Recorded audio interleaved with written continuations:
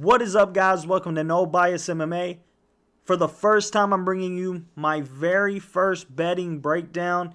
It's going to be a good one. I'm going to put some money in your all's pocket this weekend. And just a heads up, this is my thoughts, my plays. I'm going to come out with a video later on in the week. I have a parlay that is set in stone. I've already played it. The straight bets, I'm not locked in yet. These are my early insights on the plays I have my eye on. I don't know exactly which ones I'm going to play, but I will let you know later in the week. But I've got all my research done. I got everything wrote down that I like and what I'm waiting for lines to open up on, because right now you can go on FanDuel, DraftKings. All the lines aren't set yet. You know, there's a lot of props that I like that you can't touch until later in the week, which hurts us shark bettors. But either way, we're going to make some money. I got them rolling down. I know what's going to come up. I just don't know the value yet. So I'll make another finalized betting breakdown video just giving you all my takes. But starting out, we got Malcolm Gordon at minus 130 taking on Jimmy Flick at plus 100. So in my last video, I told you I like Malcolm Gordon here. And that has changed. I did my research. I watched the tape. And what was scaring me about Jimmy Flick was his ability to get the fight to the ground, because we know his submission capabilities is off the chart. But I didn't, we see so many fighters, Mackenzie Dern, she has that ground game, but has no ability to get it there. Jimmy Flick does have the ability to get it there, and I was super underrated. His wrestling is very underrated, and I wasn't expecting to see that when I went through the tape. I like him to get it done here, and I like him to get it done in one, to be honest with you. I like fight does not start round 2. Because, look, we got Flick on the Flick side. He's chinny, not durable. Gordon side, maybe the chinniest fighter in the UFC.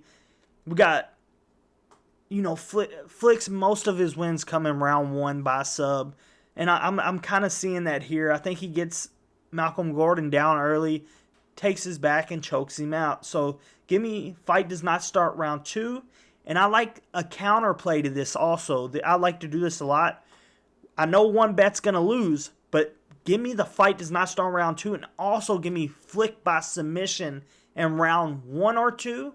Or you can get ballsy and go round 2, because he has a lot of submission that comes in the second round as also. So, but I like the 1 and 2 there, because I really see it happening. And either way, you win both bets instead of just taking the shot on the round 2. I also like Flick money line at plus 116. I know I'm going all in on Flick here, and I mean that's quite risky, but I really like him after doing the tape. I liked what I saw, so I think he gets it done. Moving on, Jazz Divicius, opening line minus 400 against Priscilla Cachoeira, who opened up at plus 300, and this is a pretty cut and dry fight for me. I like. So what does Jazz Divicius has to watch out for? She has to watch out for that first round blitz of Priscilla Cachoeira. She's going to come at her. She's going to try to knock her out. But from what we've seen from Jazz Divicius, she is a durable chick. So what I like here is Jazz Divicius by decision. I don't think she gets Priscilla out of there. I could be wrong. And, it's I like the Jasmine by decision play for the value, because you can obviously go double chance and do submission or decision, and I'm almost positive that's going to hit, and maybe that's a parlay piece. But for a straight bet, I like Jasmine by decision, and I think that's pretty cut and dry. Moving on, we have Johan versus Patterson. This is my one pass on the card. Lioness, from the fights I've seen, he's pretty atrocious as of late. The man doesn't throw any volume. I mean, it's pretty bad. And Patterson, he got starched in the first 30 seconds of his first fight. So there's just not enough there for me to want to, get involved and risk my money. But if you put a gun to my head, I would like Johan by KO or Patterson by sub. FanDuel has fight night specials parlay specials where you can play stuff like that. And I almost don't. I said Patterson by sub, Patterson by decision. So you can go Johan by KO, Patterson by decision in a fight night special, and you can play it exactly like that. So that's, if I was to play it, that's what I would play. But there's just, it's an atrocious fight. Moving on, we got Gillian Robertson, who opened up at minus 225 against Poliana Fine-Ass Viana. This fight's taking place at 115 pounds. Viana opened up at plus 190. And I think that line is it's pretty stretched out. I don't feel like it should be that far apart. I do like Robertson to get it done here, but a minus 225 favorite. Whew. But give me Robertson by sub, and I'm going to take a sprinkle on Robertson by round 2 sub. And if you want to play it safe here, you can always go by submission or decision. I do like Robertson to get it done here, regardless. I just don't feel Poliana Viana has many paths to victory here. And as of late, Gillian Robertson's takedowns have been looking better. So I think she gets the fight to the ground fairly easy. And I think she gets a finish pretty early as well. Moving on, we have Sergey City, minus 160 versus Ramon Tavares. This is a rematch from the Contender Series. Tavares opened up at plus 140. This one's difficult. What I like here, because I'm back and forth. We've seen City clip him. He has an awkward striking style that was super effective, and it was a uphill battle for Ramon Tavares. I am favoring Ramon Tavares in this fight, but what I like here is fight does not go the distance. But instead of playing that, what I would probably play is how will fight in, and I like the KO prop. And I just think that kind of covers us on both sides. I think Ramon Tavares is dangerous. Sergey City is dangerous. And I think them standing on the feet for too long, one of them's going to get served here. So give me how will fight in KO. And I love that play. Moving on, we got Charles Jourdain versus Sean Woodson. Jourdain opened up at minus 175. Sean Woodson plus 150. And here's a hot take for you. So not only do I like Sean Woodson here, I like Sean Woodson by decision. That's my play. Sean Woodson by decision. I think he's going to use his range super effective in this last fight. We've seen how his last fight went. And he got the draw. He got hurt. And I just think it was a bad weight cut for Sean Woodson. He seems to be more dialed in. We also had the James Kraut scenario. I think that messed with him a lot. I think it was a very uncertain time for him. And I think he bounces back here against Jourdain, who's not the most consistent. So give me Sean Woodson to win this featherweight bout by decision. And I truly like the play. And moving on, we got Brad Katona at minus 175 facing off against Garrett Armfield plus 150. This is a bantamweight bout. And I like Katona here by decision. I like Garrett Armfield. I think, he's powerful. He's a great striker, great boxer. I just think Brad Katona is super underrated. I think the guy is good. He should have never been cut from the UFC. He should have never had to fight on the Ultimate Fighter again. And I just think he's better pretty much everywhere. And I think he's not going to be as gritty as he was in his last fight. Not going to be as ready to bang with someone like Garrett Armfield. I think he's going to be very tactical. He's going to mix it up, and he's going to get this fight done. So give me Brad Katona by decision, and I'm pretty confident in that play. Arnold Allen versus Movsar Evloev. So listen to this, man. The opening lines on this fight was plus 285 for Arnold Allen, minus 350 for Movsar. That is fucking nuts. So I wish I would have saw that when the odds opened up like that, because I would have been all over Arnold Allen. Not saying Movsar doesn't win this fight, but if you're going to give me Movsar Evloev at plus 285 in a fight that I think is pretty damn close, I'm going to take that all day long. But my play for this fight is fight goes the distance. I love that play. I think either way, either guy wins. It's going the distance here. So give me fight to go the distance. And if you're on the Allen side, I think the money line you can't go wrong with. He's a plus 142. We're not getting that opening value that we did have.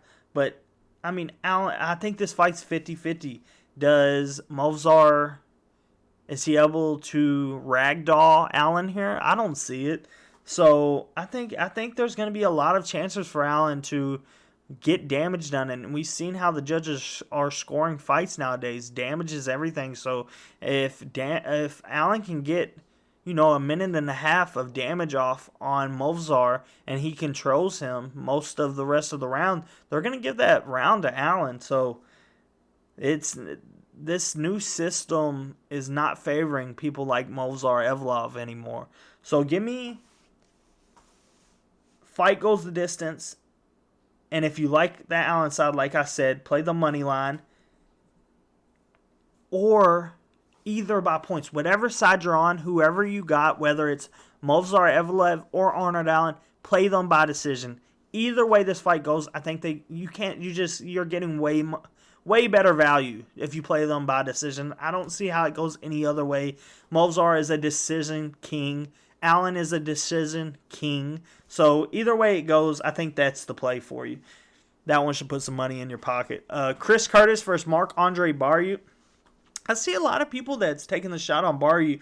Chris Curtis opened up at minus 180, Barriault plus 155.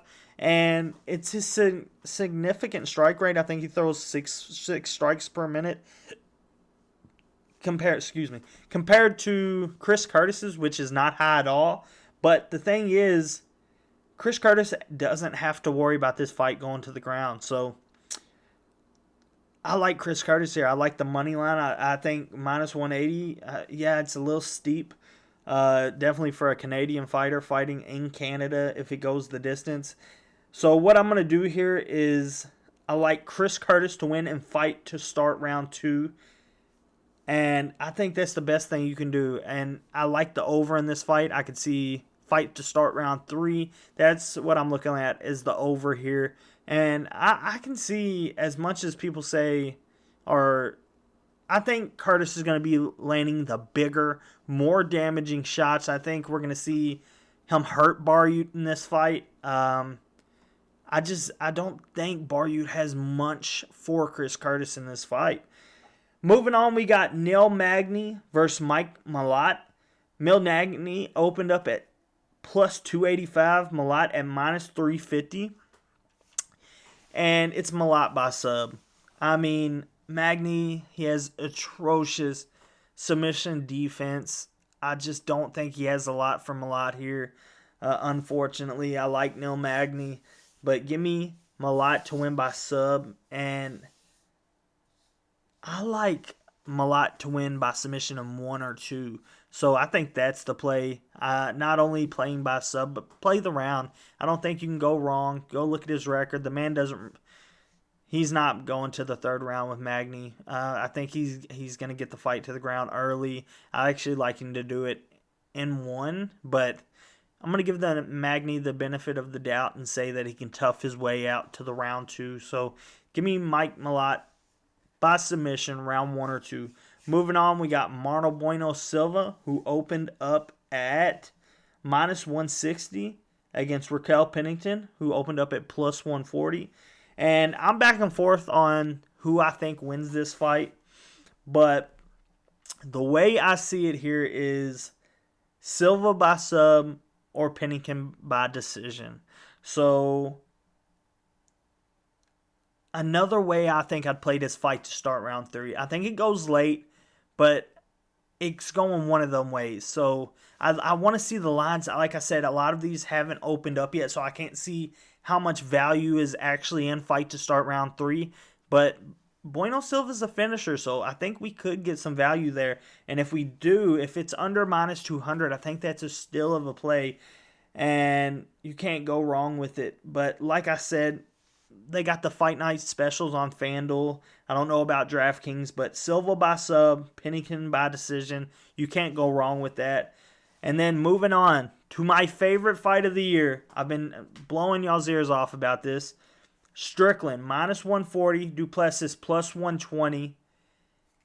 And y'all know who I'm riding with. But I got a little less, what would you say, greedy. I want to win. I'm a winner, man, when it comes to MMA betting. I don't want to do anything that...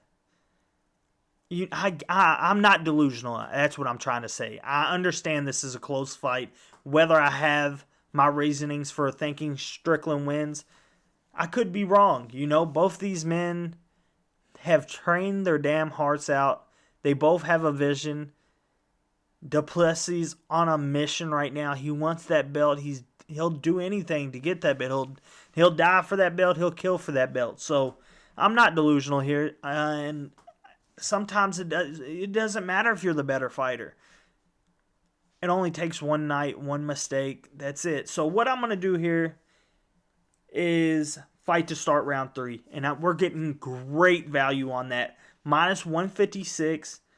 And if you're on the Dricus side, so this isn't just for, I think because fight to start round 3, I think that does favor my belief in saying that Strickland wins. But I also don't. I could see a world where Dricus wins and fight starts round 3. So the other play, though, is if you're on the Dricus side, decision no bet and minus 126. I think that is a great play. If you're on the Dricus side, you're probably thinking Dricus finishes Strickland early. So if you're on the Dricus side, minus 126, decision no bet. And like I said, I'm playing the fight to start round 3, minus 156, and the Strickland money line is very tempting. I want to see if it drops as the fight grows closer. But that is it, guys. I got one more thing I want to talk to y'all about, and it's my parlay of the week, okay? So my parlay of the week is what I just said. Fight to start round 3 in the Strickland Duplessis fight. Katona by decision. Robertson by sub or decision. Jasmine by sub. Ooh, I don't know about that one. Mike Malott by sub. Chris Curtis money line. Fight goes the distance in the Allen Movsar Evloev fight. So let me redo this. What I'm gonna say is take off the jet. So what we're gonna do is fight to start round 3. Strickland Duplessis fight. Katona by decision. Robertson by sub or decision. Jasmine Divisions by submission or points. Mike Malott by sub. Chris Curtis money line. Fight goes the distance in the Allen Movsar Evloev fight. So I don't know the exact value of this parlay yet, and I'll tell you all later in the week when I come out with my next video. But I'm going to almost bet this is a plus 1,500 parlay. Anywhere between plus 1,000 to plus 1,500 to 1,800. So that means you bet 100, you win 1,000. So that's what we're going to shoot for on this long shot this week. And it's not really long shots. I hit them all the time. So we're going to hit it again this week. I'm speaking it into existence. But that's all I got for you guys today. I wanted to do this. I said I'd do this, and this is going to be consistent. I'm going to do this every single week. So stick with me. Like I said, as always, like and subscribe. And if you have any suggestions, please leave them in the comments. I need suggestions, guys. I need to know what you all want to see. I make these videos for you all, so the least you can do is just tell me what you want to see. Thanks, guys, and until next time.